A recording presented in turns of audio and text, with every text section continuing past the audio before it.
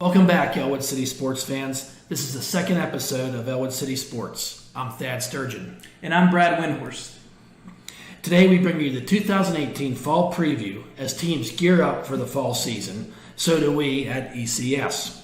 Today we cover fall sports including football, golf, volleyball, and girls tennis. Before we begin the previews, we remind you of our social media pages, including Facebook, Twitter, as well as our YouTube page, where you can watch all the videos, highlights, and the live stream of football games. Also, be sure to check out our updated website at ecwolverines.com, where you can watch all the action for the upcoming season. So sit back and relax and watch the 2018 fall sports preview.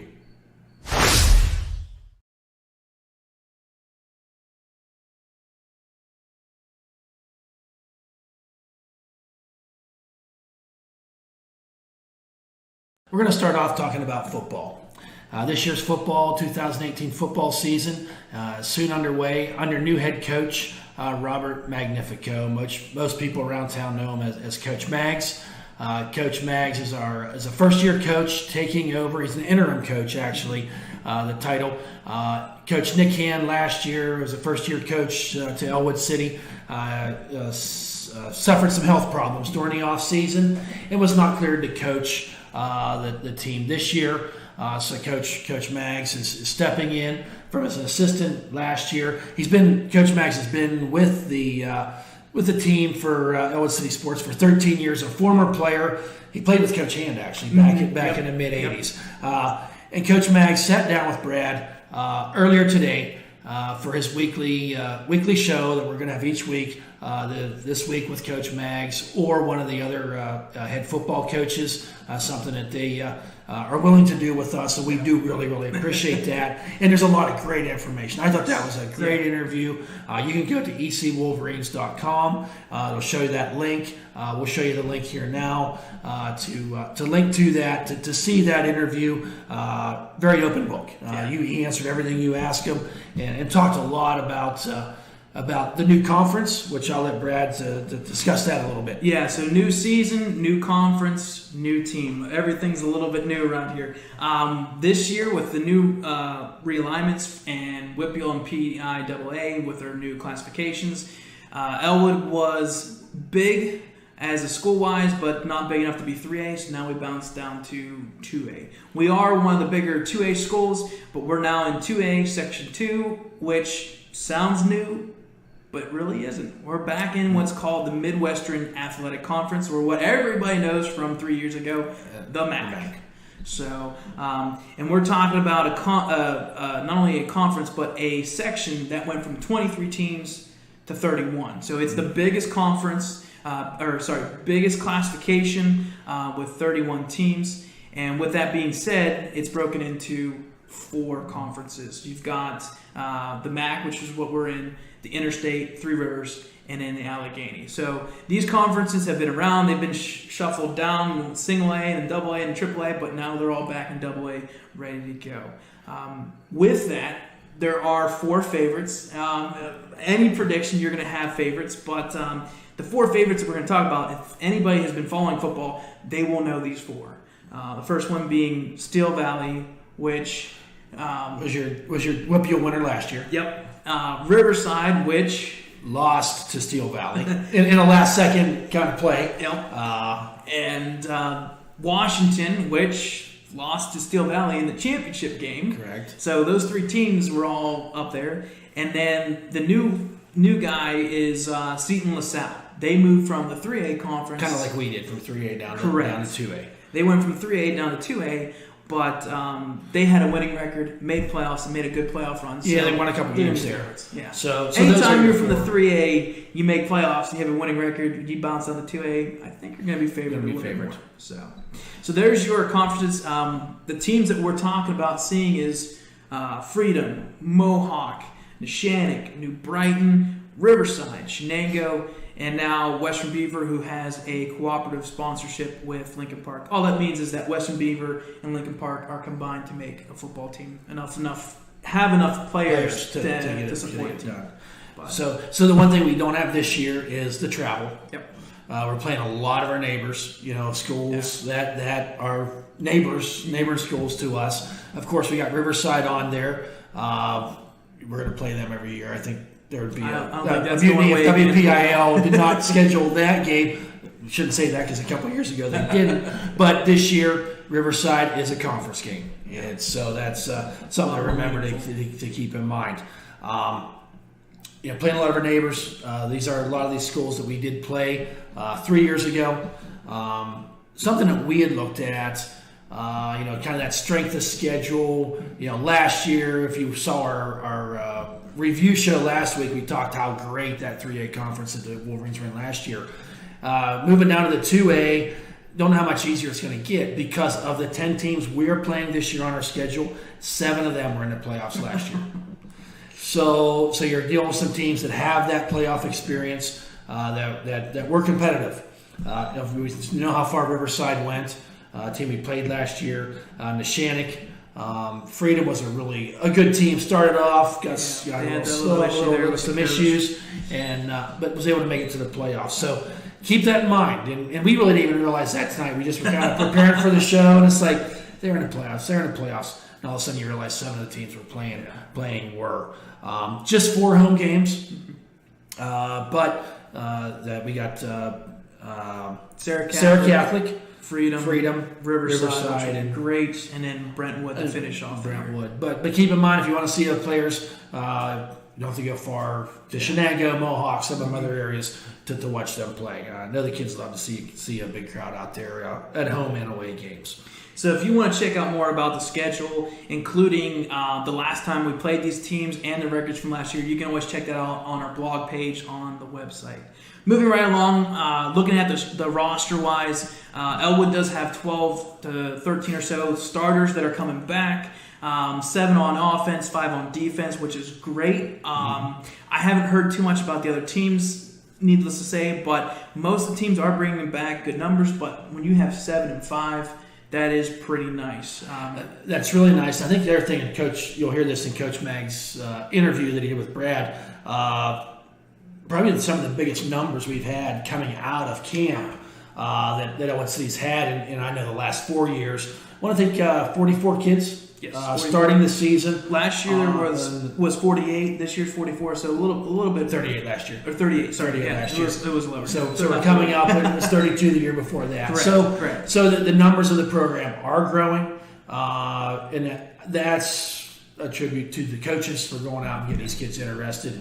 I don't want to forget about the junior high program, getting the kids started young as well. But the 12 returning. One thing out of camp, unfortunate, came out of football camp, heat acclimation football camp, pretty healthy. Unfortunately, sophomore Sammy DiCaprio, great kid, suffered a broken collarbone in a scrimmage game that they had against Laurel. He is lost for the season. He was a letterman. Was a long snapper last year, got some playing time, and I know that they were looking forward to getting him into the offense. So our best wishes out to Sammy. It is a collarbone. The nice thing is he is a sophomore, so it's not like it's his end of his career, high school career. Right. I remember if we go back a couple years, we had a running back that unfortunately had a broken leg when I first actually started doing statistics and whatnot. And I want to say it was Bresniak, but I can't remember. But anywho, you see that happen to a senior, your heart just pours out for him. At least he is a sophomore, so he can come back for junior, be fresh, senior year, and who knows, maybe he will bump up that line and get that starting position. He'll get there. And collarbone, we'll be talking about Sammy in basketball season. So Sammy, hang in there. We'll see you. We'll see you in the next go around.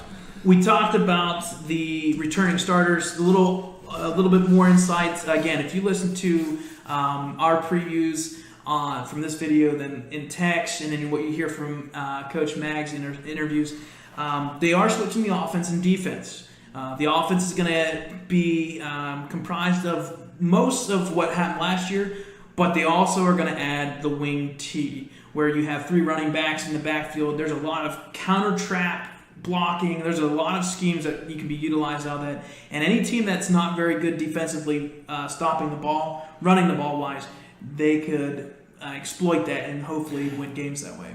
And I think that's another option, another formation that the defense will have to work with. And it's not been said, but I think when you see coaches incorporate something like this, it's because they think they have the players that can do it. Yeah. I sometimes think that gets overlooked as anything. It's one thing to say we're going to start something new. Coach Maggs, this coaching staff's been around long enough. If they didn't think they had the player, opinion from Thad, but if they didn't think that they had the players to do it, they wouldn't try it. Yeah. They're wanting to try it. And the fact that we've just talked about, these are all teams that we've played in the past. All they have to do is bust out a film from 2010, 2011, exactly. and now they see what's going on.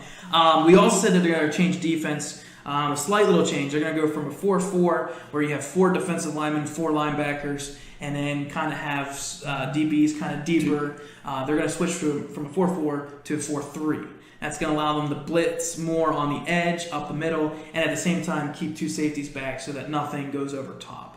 So there's your changes for offense and defense. We're going to talk here a little bit about the top players or the players performers-wise that we think that are going to come back and make an impact right from the start.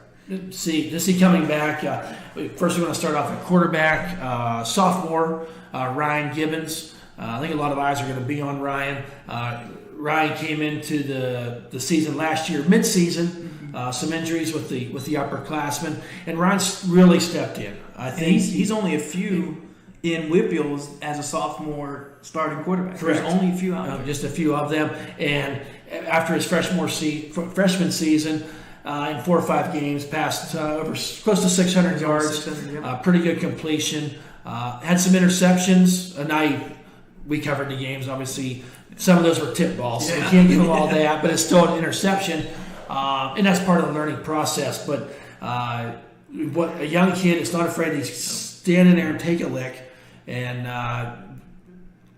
pretty good above the neck to steal Tomlinism. Yeah. He seems to really have that. He looks comfortable when he's in that part. Right. He looks comfortable. Right. So it's going to be fun to watch him. If he gets time to throw the ball and survey the defense, he can be really good. Along with that, a wide receiver that got some playing time, a lot of playing time last year, was Brady Welsh. Toward the end of the season last year, was it next to last game? I think it was that Derry game. It was the Derry game. Suffered with some ankles, lower body, and was lost for the season. But he's back healthy and made it through camp. So that's a wide receiver to keep an eye on. And we said that we're switching to wing T, which features 3 running backs. So you're going to see 3 different running backs. They're going to rotate in there for blocking wise, for schemes, for running. You've got Petrelli, Sesti, and Chambers, all players who touched the ball last year. Well, I think, and I don't know this for certain, but I know they're all 3-year lettermen, maybe even 4. I think Ricky's 4, and I think Donovan may be as well. They've got a lot of playing time the last 3 years. When you hear in Coach Maggs' interview that you had earlier, he talks about these senior players that he has really coming in because they've had a lot of playing experience over the last couple of years. So it's going to be fun to watch them 3 senior running backs handle the ball. Defense up front, I know they've been talking about this like crazy. With defensive end, they're going to look at Ethan Coy, who looks very healthy. He's put on weight, and I don't mean bad weight. I mean good weight. And I know this is the big one. He comes back as the leading tackler from last year with 65 tackles, and that's Colton Cunningham at linebacker. There's going to be a lot of things blown up in that backfield, and so hopefully it goes through him first. So we got some new the players from we saw play last year. And if they keep progressing as they have through their whole high school career, it's going to be a lot of fun to watch this team this year. So again, we can catch all of our games on our live stream. That'll be on the website. Our first one is this Friday. It's at Beaver Falls, 7 o'clock. We will have a little bit of a pregame stuff. We'll see when we go on the air. Sometimes we like getting on early. Sometimes we'll do some things.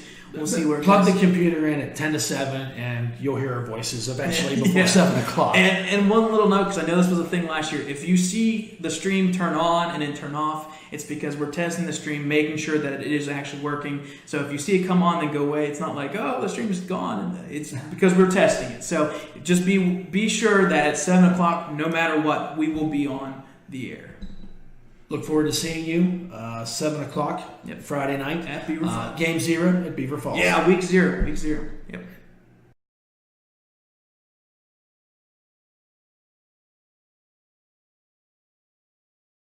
Next, we would like to talk about our cross-country teams. Our boys cross-country team is Division II, 1A, Section 1, where the girls are Division II, 2A, Section 1. What that really means is I don't know. So how cross-country is, you got 2 divisions. Basically, the bigger schools are separated in 1 division, smaller schools broken down, and then from there, it's kind of like subcategories or sub-conferences. Here's 2A, here's 1A, and that's how they break it down. Okay, that makes sense. So pretty much 1A, 2A, 3A, 4A. There's not much difference. Coach Mark Hall, in his 19th season as coach of cross country, if you're from Ellwood City, you probably know Mark Hall. He's just a great guy. I can tell you just from being around the cross country team last year, just because I was at the concession stands for football games, Mark was always there, and they have a lot of fun. I mean, it sounds crazy when you're making these kids run, but Mark does a great job motivating these boys and girls, young men and women, to do that, and they do have a lot of fun doing it. And if you travel past the stadium, not only do you see the football team practicing during training camp, but if you just make that right around the bend, right there's cross country. They've been out there, and they do work. They do work hard, and we want to cover them. And you can find their own page at ecwolverines.com, which you can check out. Going to be some pictures on there. We like to get pictures. We're going to try to get to some of the events to get more pictures, but the schedule is on there for everyone to see. Playing a lot of schools within the county. Yeah. A few, I guess, Beaver County, Riverside, Southside Beaver. But check out that schedule. We're going to keep you updated throughout on our weekly show here at ECS, how they're progressing and what's coming up. Just a couple things to note on the girls' side of things. Senior Maddie Spadafora had a really good year last year. Competed very, very well, and I think Coach Hall is really looking to see what she can do this year, and they're up for the challenge for a lot of new runners this year. Coach Hall did say that there are some athletes on that team that have never ran cross country, but like again, he said 19th season, he takes it as a challenge. He's going to turn those runners into cross country runners, and then hopefully that just keeps building the program each year.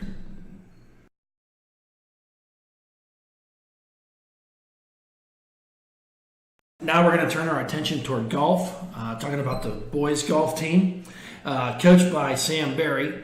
This team is a 2A Section 5 team that competes in golf. With that being said, the Section 5 is pretty much all Lawrence County teams. Again, a couple exceptions in there, but this year the host for the section qualifiers is Union. So if you actually want to go see them, you can actually go to Union High School. I'm not sure what course they're on, but Union is the host. It's local, and then they'll play for playoffs and whatnot there. Looking at their schedule, again, like any of the teams on that we cover, you can view the schedules, you can view the results on our website. So we won't go into too much detail, but they actually started today. So we're going to have results from that eventually posted on our website. We'll have some insight. Who knows? We'll most likely get some pictures from it or some write-up about it. But they started today. They'll run through September, and then when they hit October, that's when the qualifiers start and everything like that. Looking at the roster-wise, you're going to lean on 2 players, and it's your senior captains, Brock Baru and Alex Scott, which from the last taping we said that Alex Scott had set some records. Yeah, set that record. That 9 minus four. Shot a -4 on a par 32. Yep, par 32. So, he knows how to get it done. Yeah, and they're going to rely on those 2 because not only are they seniors, but they were the 2 players that qualified for playoffs. Correct. See them. There's some new additions to the team this year. Freshman Milo Sesti and sophomore Joey Hudson both have potential to add tremendous depth to the starting lineup and make an impact on the season. And then other starters that are going to be included with the team are senior Jake Alberts Jake Peffer, junior Tyler Richard, sophomore Angelo Augustinelli, Ryan Hampton, and freshmen Tyler Baker, Daniel Rogers, and Zion Bunny. I've heard a lot of these names before through other sports, from what we've heard from Sam, Coach Barry, is that this team has potential. Last year they made playoffs. It has potential to be even better yet. So looking forward to seeing them and following them throughout the fall.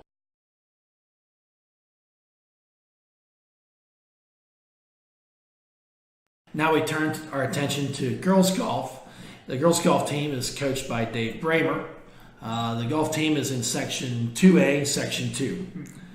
Coming back from last season, there's 6 letter winners coming back to start off the season. We have seniors, Gina DiCario, Jaden Sudano, and Caitlin Meehan. For juniors returning from last season is Mackenzie Rogers. Sophomores, 3 of them letter winners last year is Molly McCommons, Emily Baroni, and Jenny Lynn. With them playing in Section 2, with it being girls golf, they do have to travel a little bit farther. They're playing the likes of Central Valley, Hopewell, St. LaSalle, and Sewickley Academy. All teams basically from the Beaver County, so they have to travel a little bit farther. But of those teams, again, tough section with Central Valley and Sewickley Academy. If I'm correct, they won 3 out of the past 5 championships, so that's going to be insane. They're going to have to bring their A game, but we expect that to be. St. LaSalle is the section qualifier, so again, if you want to go see that, you can. Same thing. I don't know where they play. I don't know what golf courses they use. Maybe that's something that we can find out. We'll keep you up to date on that with future ECS shows. And their schedule starts tomorrow at Central Valley. So once we get those reports, we'll have them for you.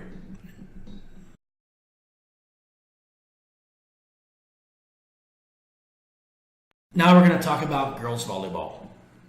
Okay, with girls volleyball, they're in 2A, classification 2A, Section 1. So they're going to be playing the likes of Beaver Falls, Laurel, Mohawk, and Shannock. So a little mix between Lawrence County and Beaver County. The big thing is their schedule starts September 4th, which sounds kind of far away because we're still in August, but it's not really. It's about a week and a half, 2 weeks away, and they'll be starting. So we'll be covering that as well. Talking about roster-wise, we've got some people. Roster-wise, there's been a coaching change for the girls volleyball team. Jenna Ricciuti, Coach Jenna was a volunteer for several years, and then 2 years ago, she assumed the role as head coach. Took last year off, had a little baby girl, cute kid, seen it a couple times, and now she came back. She is going to be head coach again this year. The girls I know have been working hard since I think June. I mean, they started pretty fast with conditioning and through all that heat. She's got the girls really ready to go. Last year's team did well, but they really are looking forward to this year. A lot due to the senior leadership. Coach Jenna has just this ball of passion. She's very competitive, and it's coming through on the players. And in a phone interview that I had with her earlier today, she talked about some of them players. Natalia Greco, a senior, Anna Ferrucci, Mia DiCario, all seniors coming back who started last year with a ton of playing time. Looking forward to seeing their senior leadership, all 3 very athletic young women. Saley Grinnan, a junior, along with Avery Elchinson, and Taylor Covert, a junior, and Madison Krug. 4 juniors moving up. There's other sophomores and freshmen coming along as well that will be getting playing time. Assistant coach is Michelle Nacera, no stranger to Ellwood City, Michelle. And volunteers. We always like to give a shout out to the volunteers. Joe Ricciuti volunteers his time to help with the volleyball team, and he's done that for years. And John DeBuono. Gym teacher Johnny D volunteers to help out with his time. In some words that I asked Coach Jenna, she said they are eager, a passionate team. Positive reinforcement is going on all the time. So we're looking forward to covering the team. This is a team last year. They were under 500, but they did make playoffs. They did make the playoffs. They lost in the first round, but you get that playoffs experience. That can only help. It can. I think it really gave them the taste of making that playoffs and making that playoff run. So best of luck to them, and we're looking forward to covering them this year.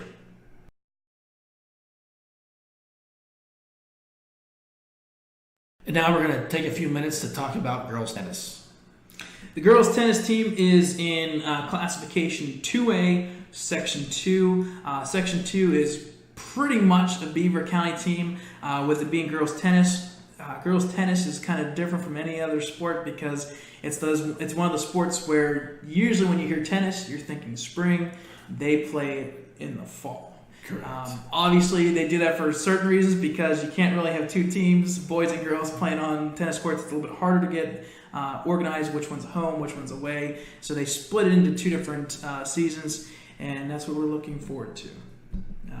Their schedule starts August 24th, which is the first day of school, which, again, we all know that the first day of school is syllabus day. So if you're a Wolverine fanatic who loves sports, take that little trip across the bridge right over to the Ewing Park tennis courts, and they'll be hosting Beaver Falls. And a little addition is the tennis courts were redone this year, so they're brand new. They the first time that they were actually on the courts was pretty much for pictures. So it's a brand new courts. It's kind of neat to see. They changed the playing field a little bit. They changed it. I'm not sure anything about tennis courts. Obviously, there's grass net, but they changed it to a different texture, so we'll see how that goes. Okay, great.